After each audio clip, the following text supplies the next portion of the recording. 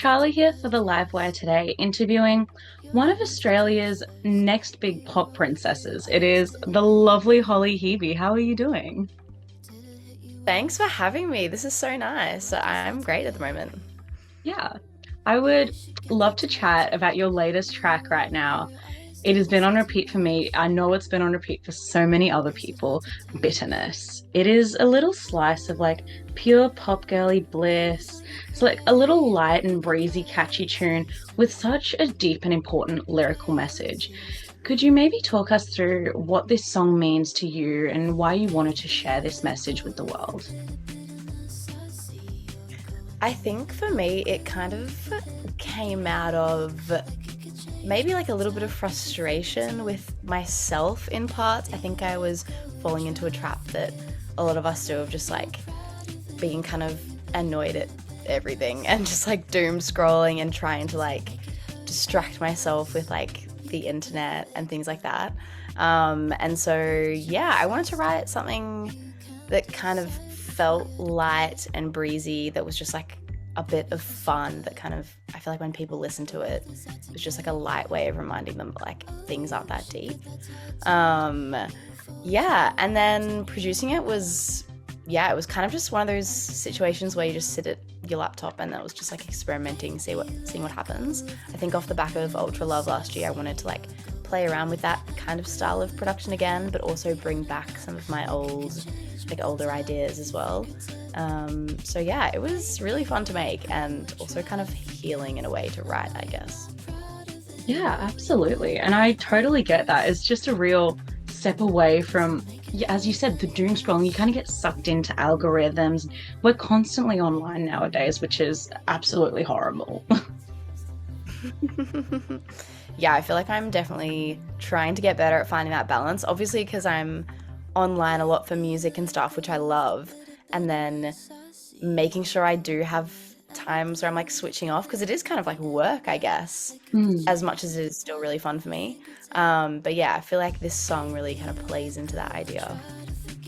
Yeah, and what are you hoping audiences, particularly you have quite like a younger audience, what are you hoping they actually take away from this track and like keep with them when they're listening to it, when they're doom scrolling?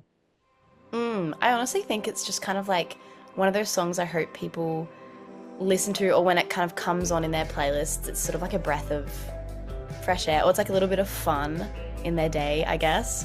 Yeah, I feel like I feel like I have those songs in my playlist that when they come on, I'm like, oh yeah, like no skips, just keep it going. It feels really good. I kind of want that to be the response, hopefully. I mean, it's obviously not going to be that for everyone, but it's like that's kind of in my mind what I hope it carries over for people. Yeah, absolutely. I can see that. It is that song for me at least, so I can give you that much. Yay.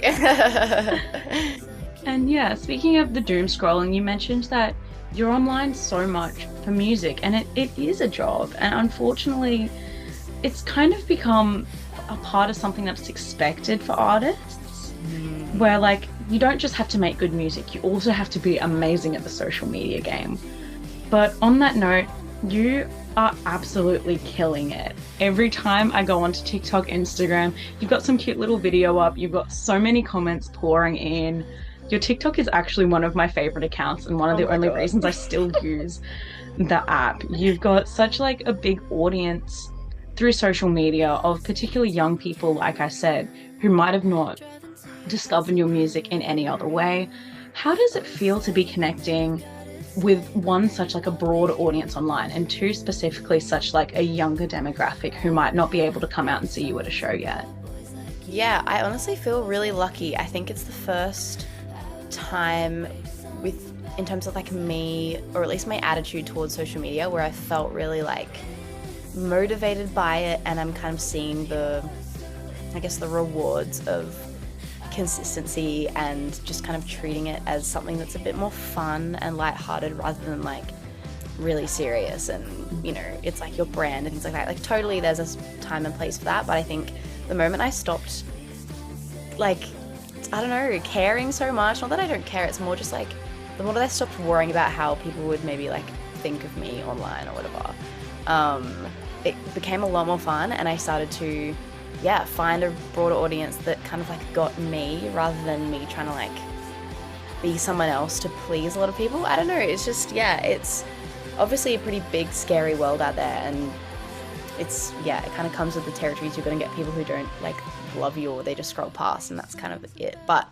yeah, it's been so much fun. I feel like I've honestly found some people on there who I feel so connected to and so grateful that they like listening to my music, and I can be myself on there, and they, I don't know, they just get it. I feel like it's been a really nice community to build, and I feel like we're just getting started, which is really exciting.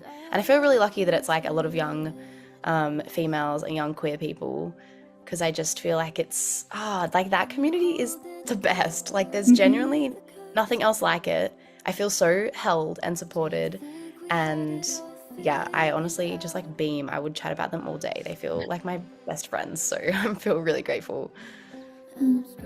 I love that so much, because I was in that exact position like, what, 5 or 6 years ago, and I was there like with all these local artists. It's like, oh my gosh, I love your music so much, and they're the ones that I've stuck with and like still heading out to their shows now that I'm old enough to get into all their shows. And I'm really hoping this fan base does the same to you, because there is like a legion of Holly Hebe fans, and it is the cutest thing to see in your comments, sharing your songs around. It's so wholesome and also so deserving for you. Oh, thank you. Yeah, it's been so like affirming, I think, as much as that word's like kind of cringe and overused, but it's like I feel like I've hit this, I don't know, hit this kind of attitude point where I'm like, I feel like I'm where I'm sort of supposed to be in this kind of area, and like finding my audience a lot more.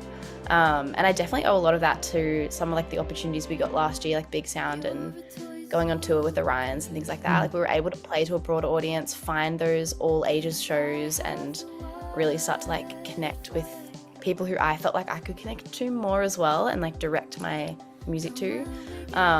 It's been so much fun. I love that. And so many big opportunities you've had.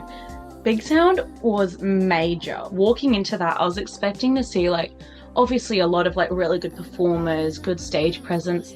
But one thing that really stuck with me from seeing you perform literally like in the middle of the street. I've walked down that street so many times since then, and I'm like, I saw Holly Hebe right here. It's so fun. And one thing that really stuck with me is that you're a keys player, which is so refreshing to see in this scene.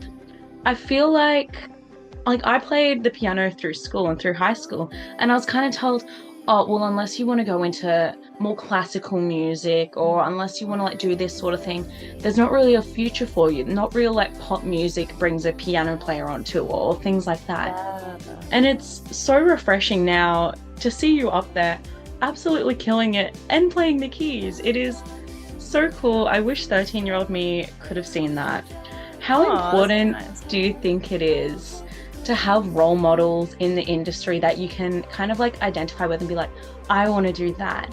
And do you feel like you're ready to be seen as a role model for people in this sense? Oh my gosh, that's such a big question. I think in terms of piano, like honestly, it's become so much of like a comfort for me. I think like having my piano up there on stage has kind of been like one of the most constant things in my life. So for me, I look at it as like an extension of myself, and it's so much a part of me. And I feel like if I ever took that away in my live setting, I would feel so like exposed, number one, and also just like almost like naked in a way, not having that to kind of it really feels super like important to me to be like playing that on stage. And I love when I see other bands that have keys players, and especially like keys players and they're playing keys and then maybe they'll jump to a synth, or they have like a station or something like that, especially if it's like a female or someone like, I think it's so cool. It looks so cool. So I think for me it's almost like a survival thing, but also something that feels so me on stage. So I love having it up there.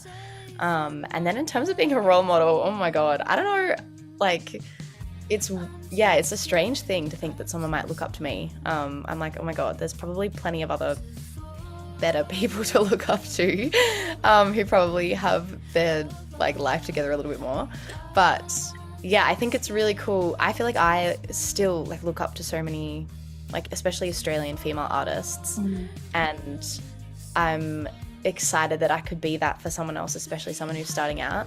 Yeah, I always like tell people in our little group chats, like if there's anyone who has questions about being an emerging artist or whatever, like please send them through, because I feel like I was so just in the deep end when I was starting out and didn't really know, I wasn't as much like sort of social media literate as I am now, and didn't really have the foresight or the skills to want to just like DM and reach out to someone who, yeah, I thought was doing really well. I wanted to kind of like pick their brains a little bit. So yeah, I've had like some lovely chats with some younger females, especially who are starting out or wanting to release a song or wanting even just to start writing a song. And I feel like I learn a lot from them just based on their like confidence and their drive. It's so refreshing. And then hopefully they can learn something off me. I don't know. But yeah, it's been really nice to kind of start feeling a little bit of that in the community, which is really cool. But yeah, being a role model is something definitely you have to kind of, I'm definitely conscious of and have to kind of think and make sure that, you know, I'm being as good representation as I can. But yeah, it's definitely a weird one. That's very valid. I remember, oh gosh, we're going back like 6 years now, when G Flip was putting out their first few songs. They were like, yeah, growing up, I didn't really have someone in the mainstream I could look to and be like, that's a drum player who's not some 40-year-old man.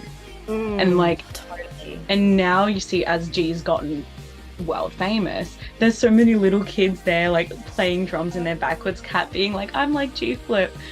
Like, are you ready to see little kids on their piano being like, yeah, I'm like Holly Hebe, listen to me play Hat Hair? Oh my gosh. That's pretty crazy. I did have one girl DM me asking for like a Hat Hair backing track to busk with.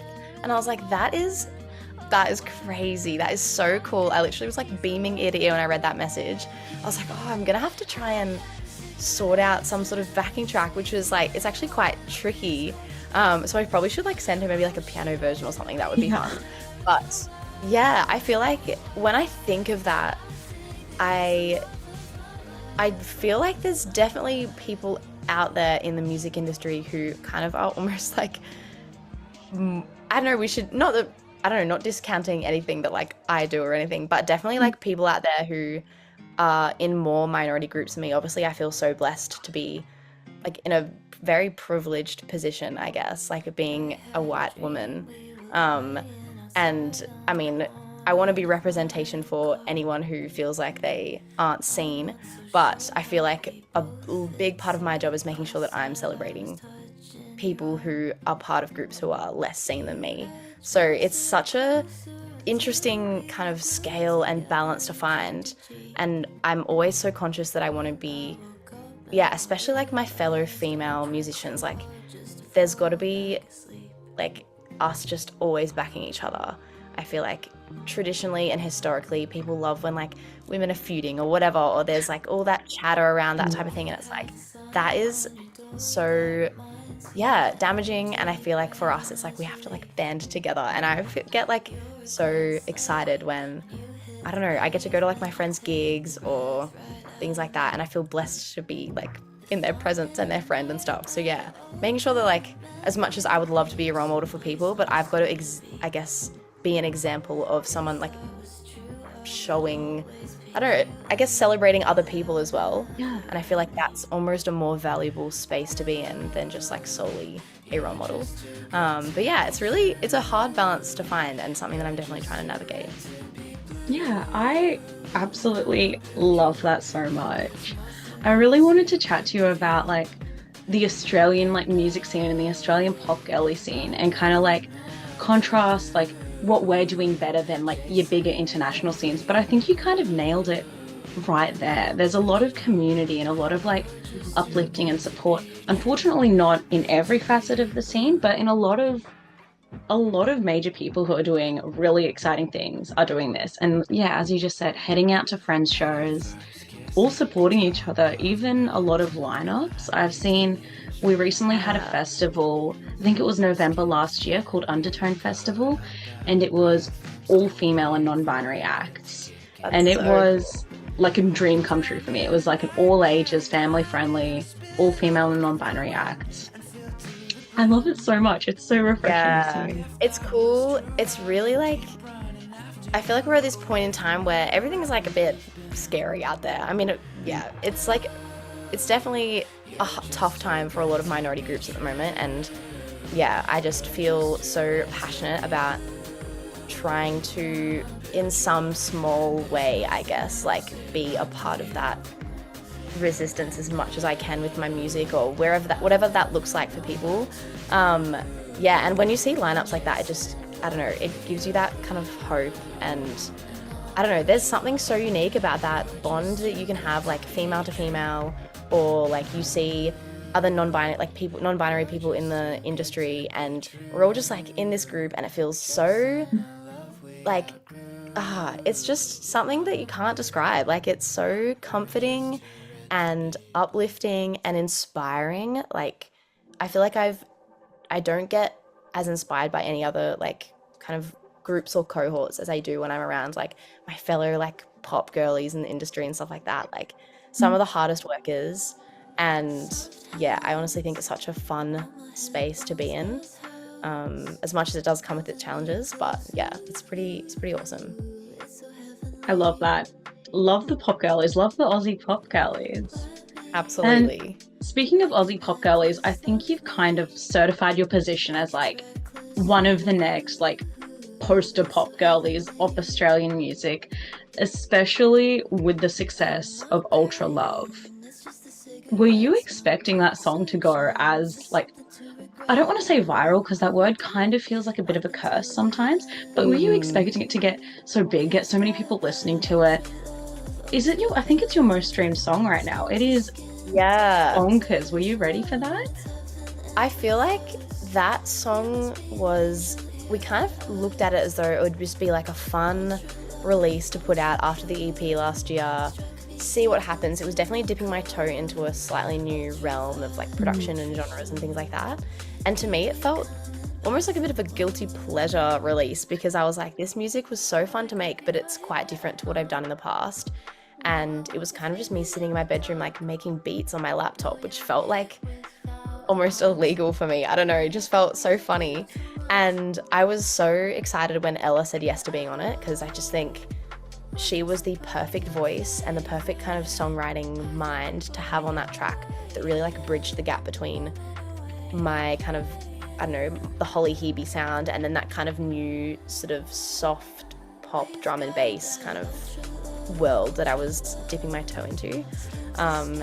And yeah, honestly, I wasn't expecting it to go as well at all. I feel like the cover art, now that I look back, I wish I like, I don't know, put a bit more effort into the cover art. Like, I got this necklace and got it engraved with Ultra Love, and I was originally like planning in my head like this cool shoot where I'm like wearing the necklace, and I just like couldn't get the photo right, so I ended up just taking a photo of it like sitting on my bed or something. And I do still love the photo, but I was like, well, imagine if I wish now with the hindsight of the track going so well, it's like I could have had such an iconic cover art, but maybe it's iconic in itself now. But yeah, I'm really excited that track, I don't know, it sort of affirmed that I can experiment with my sound, and it's kind of opened me up to awesome new audiences and kind of a space that I thought I probably wouldn't touch with my music, that kind of slightly more electronic area, but it's almost in myself like validated my love for that type of music. And just kind of made me want to do more of it, I guess. I feel like Bitterness was a kind of amalgamation of all my sounds and me trying to figure out where I want to sit. And yeah, it's been a nice kind of reason or like period of kind of experimentation with producing and writing. So yeah, I'm so grateful for that song. Yeah, I love that so much. And it's also just kind of proof of how dedicated your audience is. Like, you can change your sound a little bit, you can try some new things. People are going to love it regardless. People are going to listen to it. People are going to be like, yes, it's Holly Hebe. I'm loving it already. Like, from my first listen of Ultra Love, I was like, okay, like I'd had your Ruby EP on repeat so much. I think that is one of the most beautiful pieces of work to come out of last year. And I was like so used to that sound. I was like, oh, little different, but regardless, I love it. Oh, And thank you. yeah, it's such a demonstration of your audience and how dedicated they are to your music, which I love so much. I could honestly not think of anyone else more deserving in our scene right now to have that little fan base. I really appreciate it. Honestly, like you've been such a great support for like the get-go, and like it's honestly like yeah, people like you who make us like I don't know, make artists want to keep going. Like when you get something written about you or you get invited to an interview, like it feels so exciting and it's like fuel that you need to keep going, and you know that you have someone there who wants to kind of help you grow, and that feels it's really important. So honestly, I'm like so grateful for everything you do. Thank you. I only do it because people like you are making the best music, and I feel wrong like not sharing it with the world. Aww. This stuff can't be gatekept. Everyone needs to hear it. I agree. But yeah, thank you so much. Always. And on that note, the major success of Ultra Love, Big Sound, Ruby EP, you toured with the Rions. You even performed at the Australian Open. Can we talk about that? That is massive. When I saw that come up on my phone, I did like a double take. I was like, oh my gosh. Yeah, that was fun. It was definitely a like just the most random thing, but also so cool. Like I feel like the tennis is something that like my family would always have on when I was younger, and we just got to go. We performed in like the kind of area where they have all the activations and interactive things, and it was so fun. Like then we got to just walk around and watch the tennis all day. Like it was such a good day, to be honest. And it was a good time for us to experiment with our setup too. We had to we didn't have a drum kit, so we did like kind of a more electronic drum sound, and it was kind of a good reason for us to diversify the live setup a little bit so that we can adapt to gigs like that. It was a really good learning experience and also just so much fun. I love that so much. And yeah, such a massive, what would that all be in like 8 months or so? So much is happening at once in the world of Holly Hebe. I love it. Do you have any more plans for the rest of the year? Or are you kind of gonna like take a breather after Bitterness and just like enjoy the vibe? Well, we have another track coming out at the end of March, which I'm really excited about. More to come on that. It's again, I feel like this year for me, I'm looking at it as really kind of finding, like, if having fun with writing and experimenting with my sound and not feeling like I have to just be in a box at all. It's definitely a big year for experimentation with my music. We're keeping the singles coming. We've got some shows coming up at the end of March, Sydney and Melbourne, which I'm so pumped for. We've got Gordon's grandson supporting, and he is just the coolest guy, and his music is awesome. So, and it's some of his first live shows, so I'm super stoked that he's on board. Yeah, and then we're bringing some friends along too, some special guests up. I'm really excited for those shows because we're doing all ages again, and it's our first, all ages headline shows. So I'm, super keen for those. But other than that, just kind of keeping on writing and releasing and hopefully finding more and more ears. So far it's been so much fun. Yeah, I am so excited to see footage from those shows. I'm so jealous you're not coming up to Brisbane because I would be there front and center. But no. Well, stay tuned because we're always thinking of Brisbane's been something that's come up quite a bit with my manager and I. We've chatted about it a lot, so could be something coming. We'll have a think. Fingers crossed, because we absolutely love you up here. And on that note, I'd love to just kind of wrap up and give you a little opportunity to influence our playlists and give us some new artists to listen to. Which Aussie artists have you been listening to lately and absolutely loving? I'm listening to a lot of Kat Edwards at the moment. I love her song. She's very similar to you. Like, I get that. You guys are on the same wavelength.